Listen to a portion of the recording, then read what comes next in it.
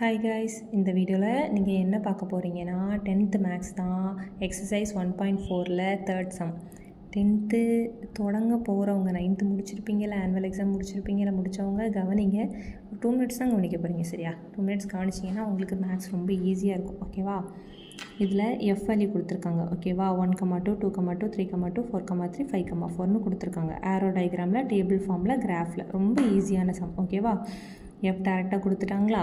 அப்போது இதோட ஃபஸ்ட் வேல்யூவில் ஏயாக இருக்கும், கரெக்டாக? அப்போது 1, 2, 3, 4, 5 ஏ வேல்யூ போட்டுட்டோமா? பி வேல்யூ என்ன வரும்?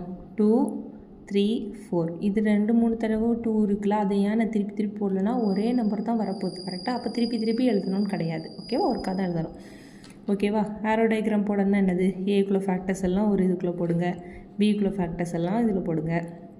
இது ஃபங்க்ஷன் ஆஃப் எஃப்னால எஃப் கொடுத்துருக்கோம், ஓகேவா? 1 2க்கு, 2 2க்கு, 3 2க்கு கனெக்ட் பண்ணிக்கோங்க.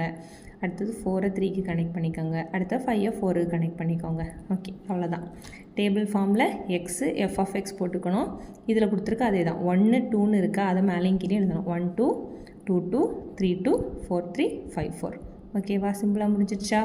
அடுத்து கிராஃபில் 1 to 5 வரைக்கும் போட்டுக்கோங்க. ஏன்னா இங்கே 5 வரைக்கும் இருக்கா, அப்போது ஒரு சைடில் 5 வரைக்கும் போட்டுக்கோங்க, இன்னொரு பக்கம் 4 வரைக்கும் போட்டாலும் ஓகே தான். நான் 5 வரை சும்மா தான் போட்டிருக்கேன், ஓகேவா? போட்டாலும் தப்பு கிடையாது, ஓகேவா? நல்லா பயப்படாதீங்க. அப்புறம் பிளாட் பண்ணும்போது ஃபஸ்ட்டு இந்த சைடு இருக்கிறதானே எக்ஸ் ஆக்சஸ். எப்போவுமே ஸ்டாண்டர்டாக இங்கே தான் எக்ஸ் ஆக்சஸ், இங்கே தான் ஒய் ஆக்சஸ் போடணும், அதை சேஞ்ச் பண்ணக்கூடாது, ஓகேவா? அடுத்தது 1 இந்த சைட்லேருந்து 2, அதில் ஒரு டாட் வச்சு அதை மார்க் பண்ணோம். 2 2, 3 2, 4 3, 5 4. அவ்வளோதான். புரிஞ்சுதா? Bye guys.